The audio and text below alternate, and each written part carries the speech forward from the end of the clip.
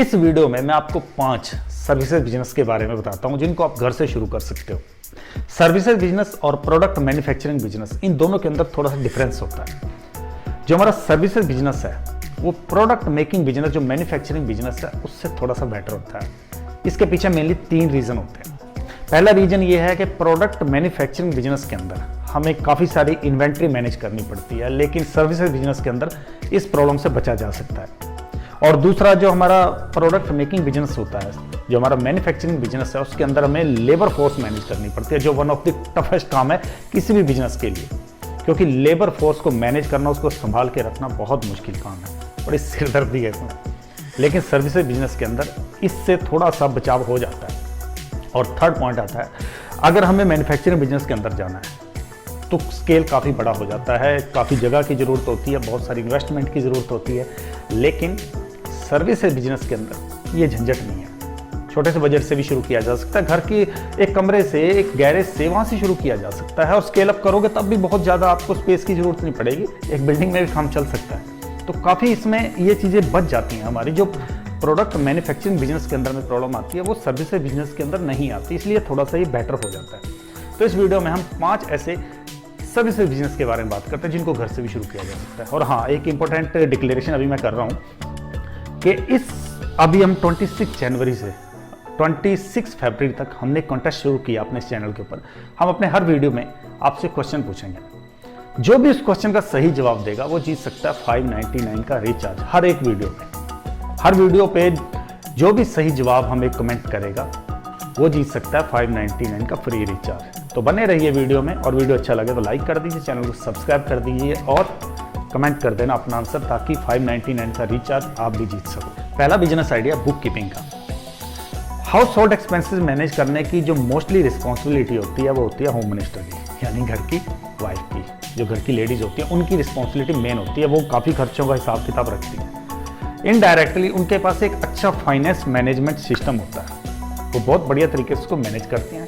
खैर, अगर house hold expenses को मैनेज करोगे तो कोई इनकम नहीं होती, लेकिन अगर इसी को एक बिजनेस के तौर पे लेके जाया जाए तो इनकम ज़रूर होगी। बहुत सारे लोग ऐसे हैं जो ये एक्सपेंसेस मैनेज नहीं कर सकते, या उनके पास एक्सपीरियंस नहीं है, या उनके पास full time manpower hire करने के लिए फंड्स नहीं होते।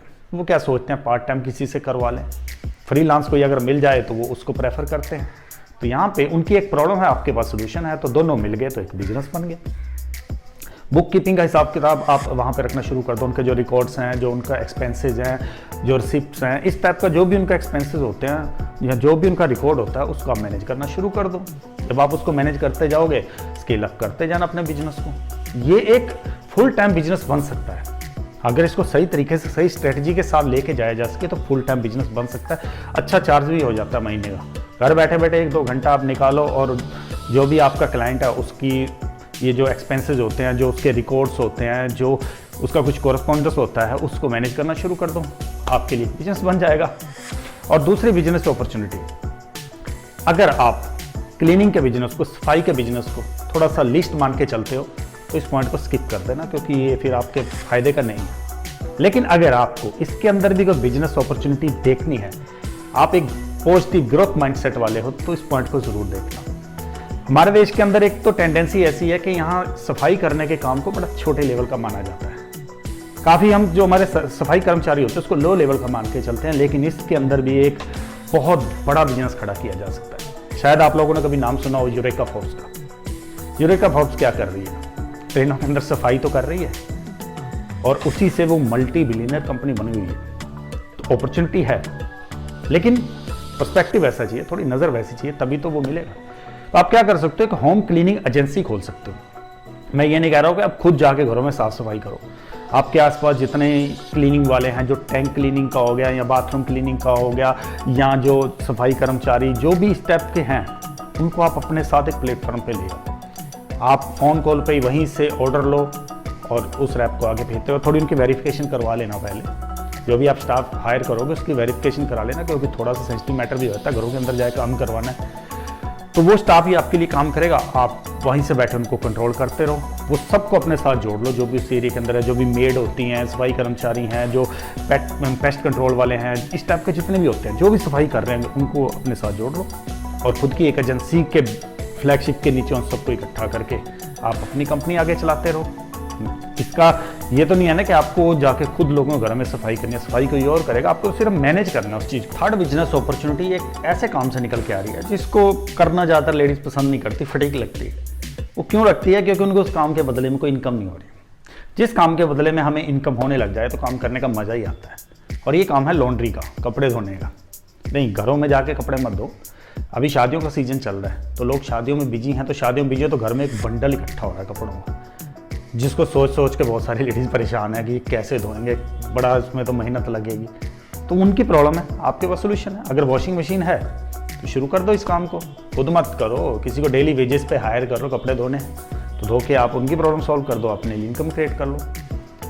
घर में अगर वॉशिंग मशीन पड़ी है तो आपको तो कुछ टाइम तक जरूरत है ना उसकी, बाकी टाइम तो वो फ्री है, तो बाकी टाइम आप दिन में 1-2 घंटा इस काम को दे के आप अच्छी इनकम क्रिएट कर सकते हो।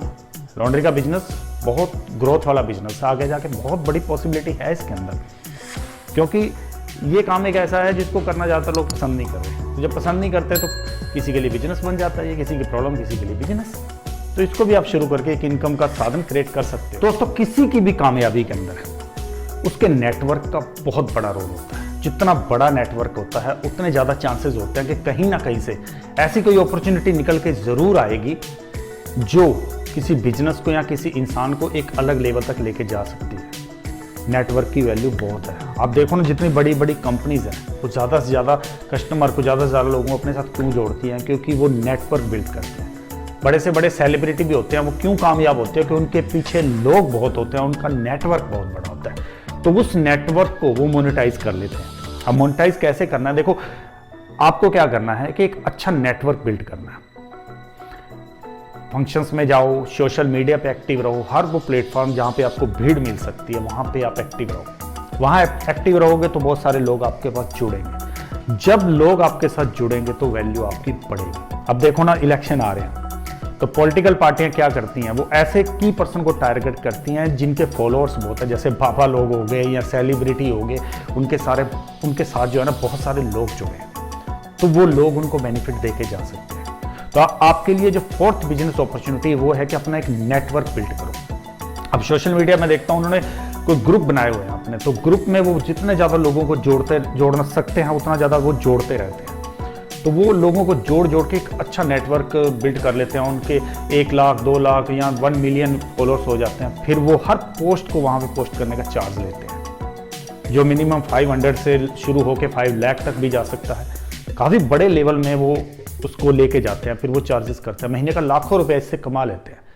तो ये एक बहुत बढ़िया अपॉर्चुनिटी है। आप नेटवर्क बिल्ड करके उस नेटवर्क को मोनेटाइज कर सकते हो। जैसे कोई कंपनी प्रोडक्ट लॉन्च करना चाहती है, अगर आपके पास पर्टिकुलर एक कैटेगरी का वहाँ पे फॉलोअर है, जैसे फीमेल है या मेल है या बच्चे हैं या बुजुर्ग हैं, जो भी आपके पास एक कैटेगरी का फॉलोअर है, कंपनी अगर उससे रिलेटेड कोई भी प्रोडक्ट लॉन्च करती है तो वो आपसे कॉन्टैक्ट करेगी, आप उनसे कॉन्टैक्ट कर सकते हो, क्योंकि उनको टारगेट मार्केट जो है वो एक ही जगह पे इतनी बड़ी मिल जाएगी। तो अच्छी अपॉर्चुनिटी है। नेटवर्क बिल्ड करो अपना और उस नेटवर्क को मोनेटाइज करो। बड़े सारे रास्ते हैं मोनेटाइज करने के, वो कभी हम डिटेल में, अगर आप कमेंट कर दोगे तो हम कभी डिटेल में उसके ऊपर वीडियो बनाएंगे। तो बड़े सारे रास्ते हैं मोनेटाइज करने के नेटवर्क को, तो इसलिए नेटवर्क को बिल्ड करो। नेटवर्क बिल्ड करोगे एक बहुत बढ़िया बिजनेस अपॉर्चुनिटी आपके लिए बन जाएगी। फिफ्थ बिजनेस अपॉर्चुनिटी है सोशल मीडिया मैनेजर की। सोशल मीडिया मैनेजर क्या होता है? देखो, कई लोग ऐसे हैं जो रेगुलर बेस पे सोशल मीडिया पे एक्टिव रहना चाहते हैं, लेकिन उनके पास टाइम नहीं होता। वो पोस्ट तो बना देते हैं, पोस्ट करने का, उसके लिए टैग सर्च करने का, उसके लिए आगे ऑडियंस बिल्ड करने का उनके पास टाइम नहीं होता। तो सोशल मीडिया मैनेजर बन के भी एक अच्छा बिजनेस खड़ा किया जा सकता है, एक अच्छी कंपनी खड़ी की जा सकती है। लोग डिजिटल मार्केटिंग कर रहे हैं, लोग किसी के बिहाफ पे एड्स पोस्ट कर रहे हैं, किसी के बिहाफ पे वो कोई पोस्ट या कोई कमेंट पोस्ट करते हैं, जिसका बेनिफिट उन लोगों को मिल जाता है, लेकिन उनका टाइम बच जाता है इस सारे काम से, क्योंकि टाइम नहीं है उनके पास। अब सोशल मीडिया ये जो मैनेजर हैं, जैसे अभी सेलिब्रिटी लोग हैं, तो ये सारा खुद थोड़े ना अपना हैंडल को मैनेज करते हैं। इनका जो भी सोशल मीडिया हैंडल होता है वो मैनेज करने के लिए एक एजेंसी होती है, एक लोग होते हैं, वही सारा देखते हैं। क्या कमेंट रिप्लाई करना है, क्या पोस्ट कैसे डालनी है, टैग कौन से यूज़ करने हैं, किसको वहाँ पे टारगेट करना है, ये सारा वो देखते हैं। वो तो सिर्फ अपने पोस्ट के लिए थोड़ी देर के लिए रेडी होते हैं, बाकी सारा काम सोशल मीडिया मैनेजर देखता है। तो अगर खाली टाइम में आपके पास टाइम है तो 1-2 घंटा आप फीवर वगैरह पे या अपवर्क्स वगैरह पे जाके आप अपना वहाँ पे प्रोफाइल बनाओ, वहाँ पे आप डालो कि आप ये सर्विसेज दे रहे हो, बिजनेस आएगा आपके पास। इवन मेरे को भी जैसे प्रॉब्लम आती है, मेरे को अपने कई सोशल मीडिया जैसे पोस्ट वगैरह हैंडल करने में काफ़ी प्रॉब्लम आती है, तो मैं भी ढूंढता हूँ कि कोई ऐसा इंसान हो जो मेरे बिहाफ पे ही काम कर सके।